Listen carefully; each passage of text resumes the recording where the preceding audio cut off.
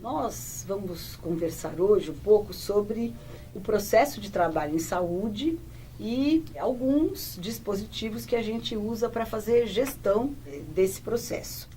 Então, primeiro vou dizer que a gente está muito acostumado a olhar para um certo plano de produção do trabalho em saúde.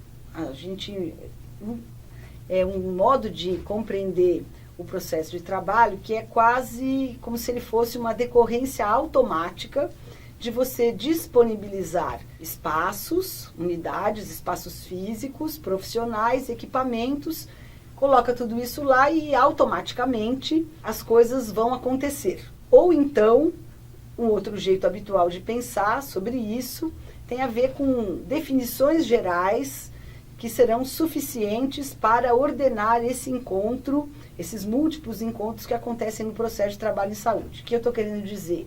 É muito comum, chega uma nova gestão num município e diz assim, agora tudo será diferente. E a partir de determinados enunciados gerais, imagina-se que haverá transformações radicais, às vezes, no processo de trabalho em saúde. Isso vão brincar para o que a gente brinca para o bem e para o mal.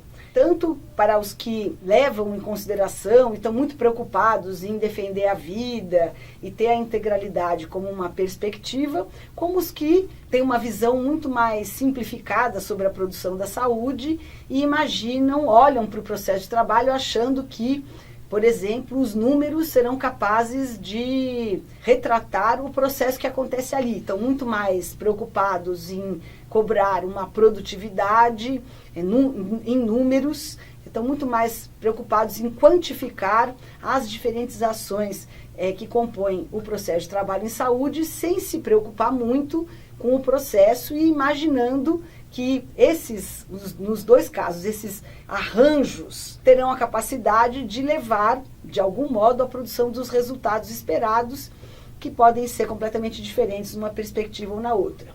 Então, eu estou querendo dizer que a gente está muito acostumado no campo da saúde pública, da saúde coletiva, a fazer uma contraposição entre o modelo médico hegemônico e as propostas do campo da saúde coletiva. E eu estou querendo trazer para vocês uma ideia de que esses dois campos, de uma maneira geral, olham para o processo de trabalho, por incrível que pareça, de uma maneira parecida.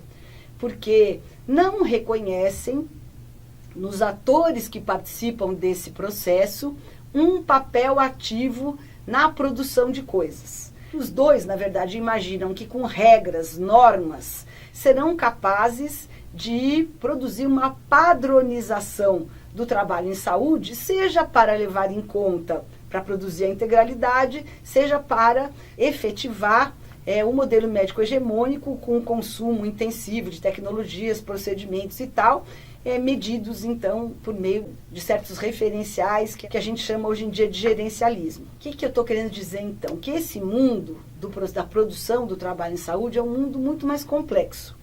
A gente pode chegar numa unidade de saúde qualquer, pode ser uma unidade básica de saúde, pode ser um hospital, e a gente pode olhar para um certo plano formal que compõe esse mundo de produção do trabalho em saúde.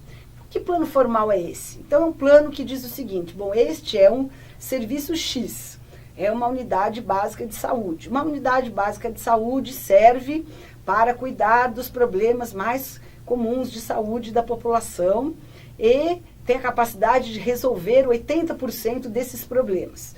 Para isso, para que essa unidade básica de saúde funcione, é preciso existir aqui X trabalhadores, médicos, enfermeiros, técnicos de enfermagem, dependendo do arranjo, agentes comunitários de saúde, às vezes a figura de um gerente, às vezes a figura de outros profissionais de saúde, como, por exemplo, psicólogos, assistentes sociais, que são os que mais comumente habitam, vamos dizer assim, o mundo mais padrão das unidades básicas de saúde. Aí eu defino, nesse mesmo plano formal, o papel da unidade, o papel de cada um dos trabalhadores, então está escrito lá. O médico deve, o enfermeiro deve, o técnico de enfermagem deve, o agente comunitário de saúde deve, e aí são definições formais a partir, é claro, de determinados conceitos. Por exemplo, você pode transformar uma unidade básica de saúde num ambulatório de consultas das várias profissões, ou você pode imaginar que ela seja um lugar em que o território onde ela está localizada tem muito a dizer sobre as coisas que ela deve fazer. E aí se diz, é preciso ir ao território, é preciso mergulhar no território, conhecer os modos de vida, conhecer quais são os problemas e as potencialidades que um determinado território tem.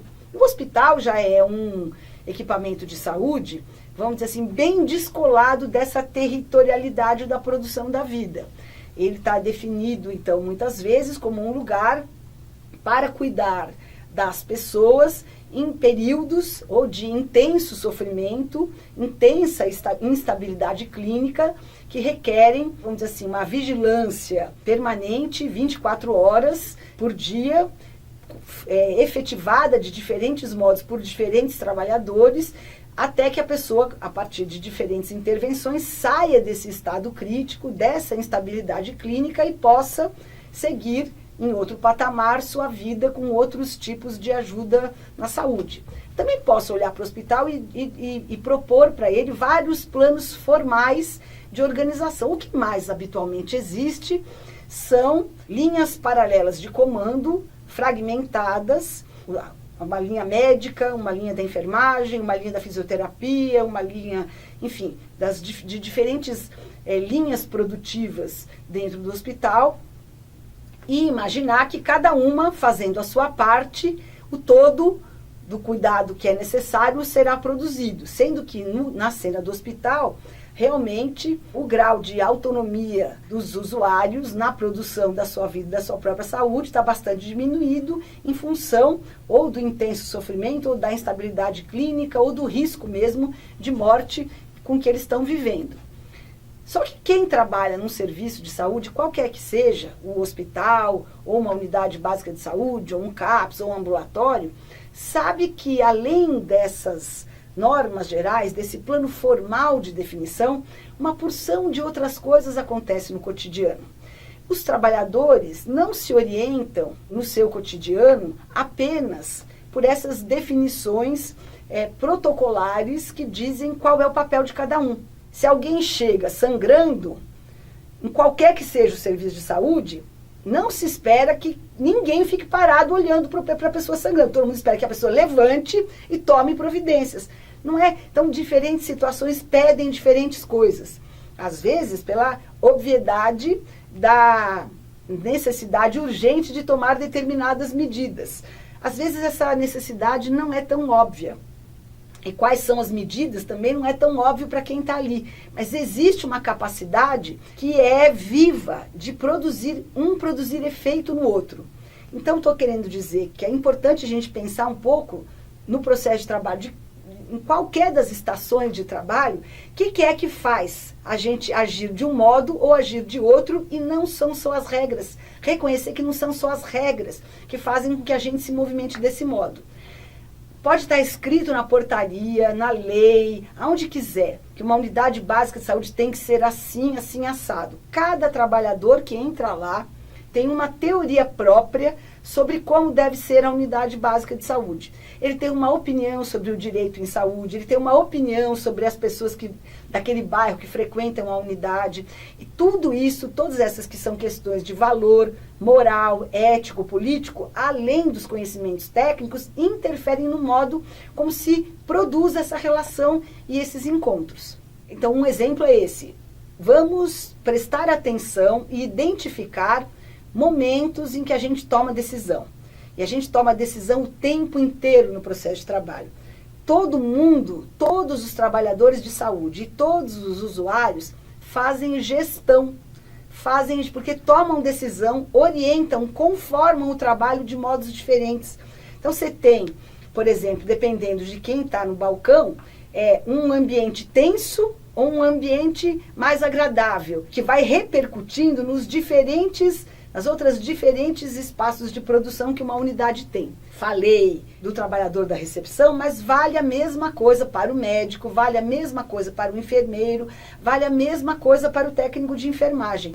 Em certas situações, há um deslocamento para a criação de novas possibilidades ou fechamento de possibilidades dependendo do que eu encontro com o outro produz.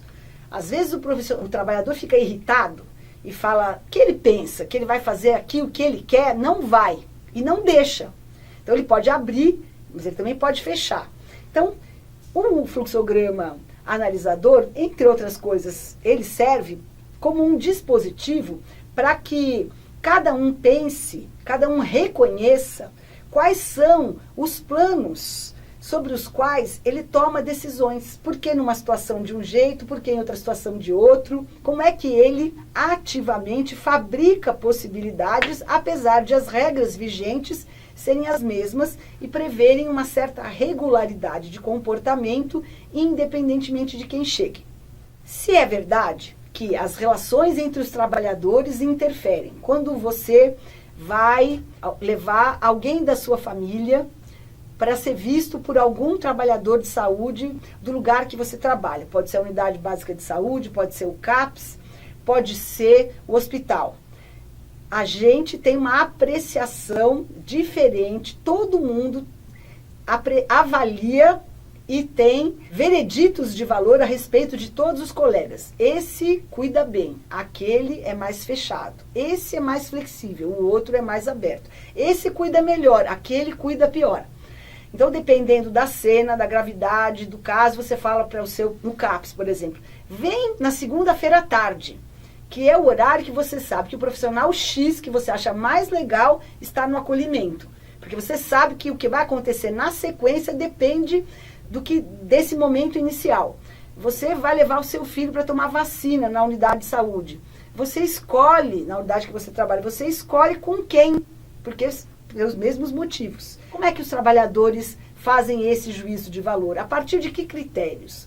Em parte pelos critérios que estão estabelecidos pelo plano formal, em parte pelos critérios que ele tem em relação a como ele acha, o que ele acha que é qualidade, o que ele acha que é cuidado, qual a expectativa que ele tem em relação ao que deve ser produzido nesse encontro entre trabalhadores e usuários. Então, o processo de trabalho em saúde, ele é interferido de modo vivo pelos diferentes trabalhadores nos seus diferentes momentos, muito além do que está previsto no plano formal ou definido a partir das normas, diretrizes e protocolos que são utilizados para dar uma certa organização para o processo de trabalho. O que quer dizer que se não tiver conversa, se não tiver espaço de conversa, para que essas diferenças se explicitem, para que a gente possa produzir acordos vivos entre aqueles trabalhadores reais e concretos que habitam, produzem um certo lugar, um certo equipamento de saúde, o que vai acontecer na maior parte do tempo é um risco de um grande desencontro. Cada qual vai operando de acordo com a sua lógica, tem uma certa, vamos dizer assim, uma certa margem de segurança nessa operação própria, até que alguma coisa dê errado. Quando alguma coisa dá errado e a gente vai analisar o que aconteceu, fica visível, vamos dizer assim, as múltiplas normas que, na verdade, estão sendo operadas pelos diferentes trabalhadores no seu processo de trabalho.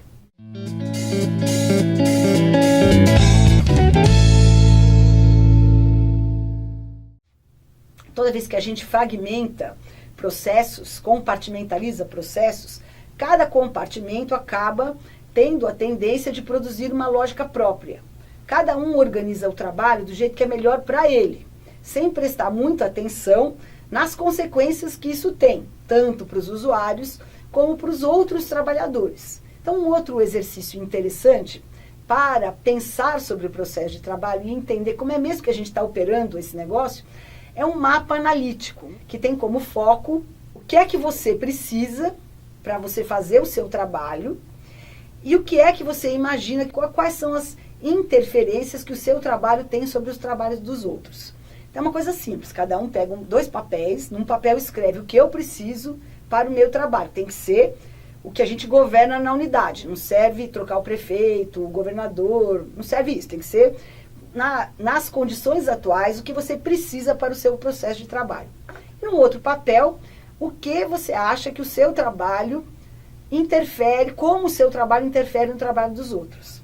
Quando a gente faz esse exercício, e todo mundo prega na parede, só de olhar as listas, em geral todo mundo ri.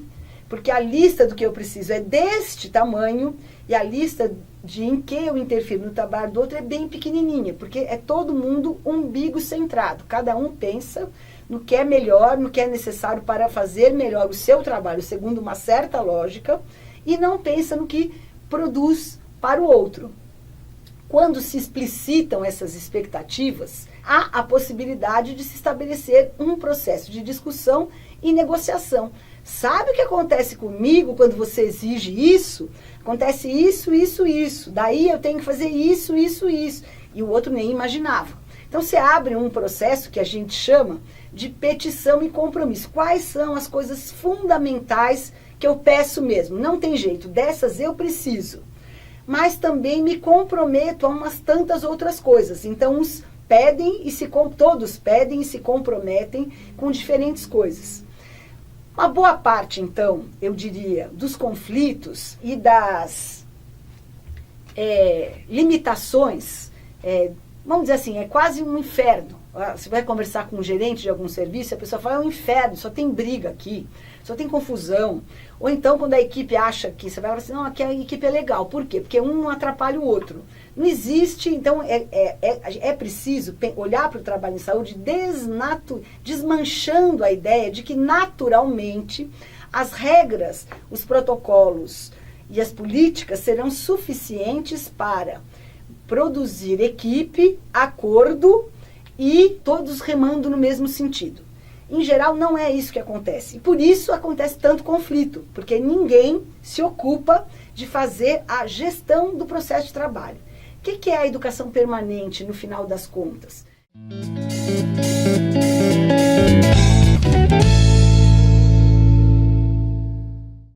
Mas o que é que a educação permanente fala? Ela diz o seguinte, bom, esse é um negócio em permanente produção. Precisamos parar para pensar. Muito pouca gente muda de atitude no processo de trabalho porque o outro disse que ele tinha que mudar. Às vezes as pessoas se comportam de outro modo mediante a ameaça de sanções. Mas não é porque elas mudaram de opinião, elas simplesmente mudam a conduta, não os seus valores. Ninguém troca, ninguém muda de valores porque o outro disse para mudar. Eu vou brincar, falo uma frase que é bem bobinha, mas é assim. Se você não pensasse que o que você pensa é verdade, você pensaria outra coisa. Todo mundo parte desse pressuposto. Somos todos maquininhas donas da verdade. E o encontro com os outros é incômodo quando as verdades não coincidem.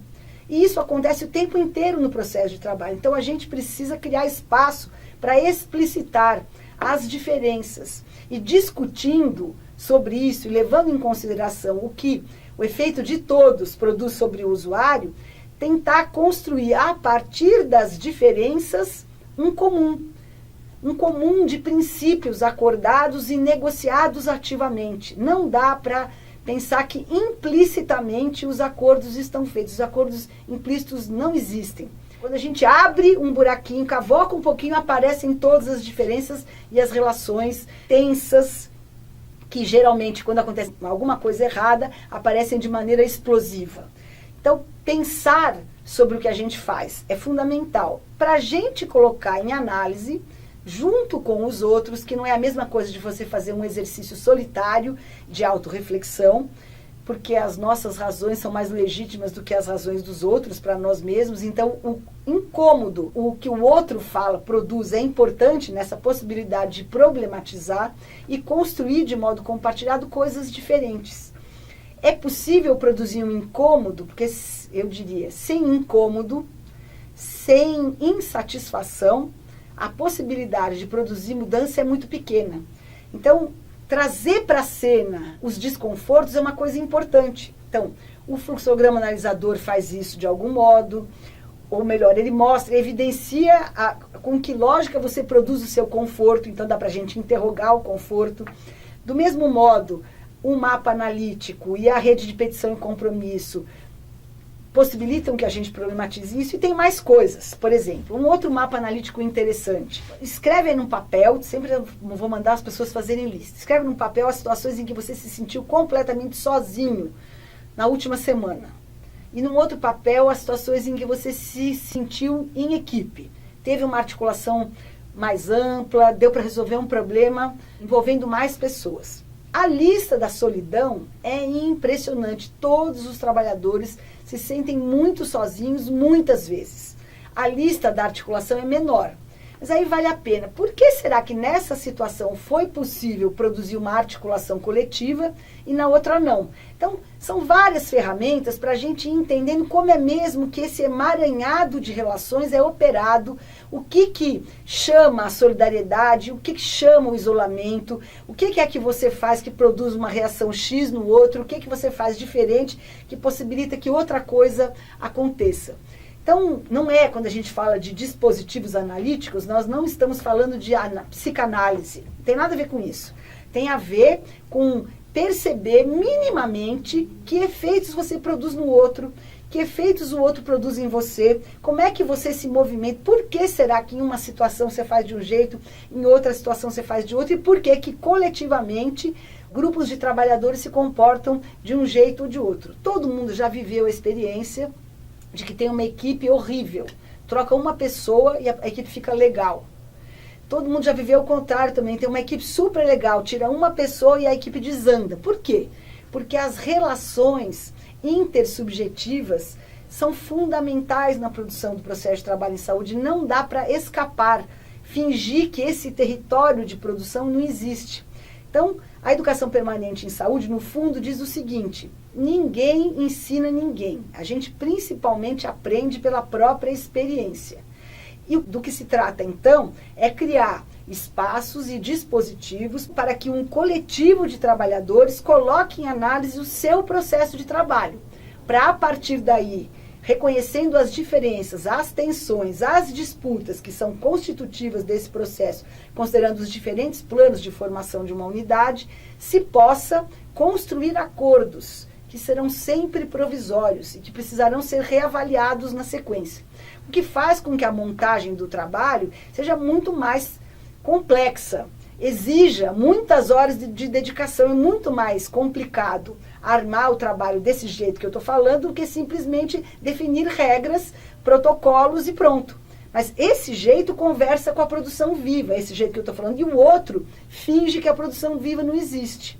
Não é à toa que muitos gestores de diferentes lugares da gestão vêm muitas vezes à universidade com a seguinte pergunta: por que a gente combina uma coisa, teoricamente, e na prática acontece outra? Aí as pessoas falam, porque a teoria é uma, na prática é outra. Não é isso, é porque existe uma produção viva, que é atravessada por muitas outras coisas que não se resolvem simplesmente com os textos das políticas, as normas e os protocolos.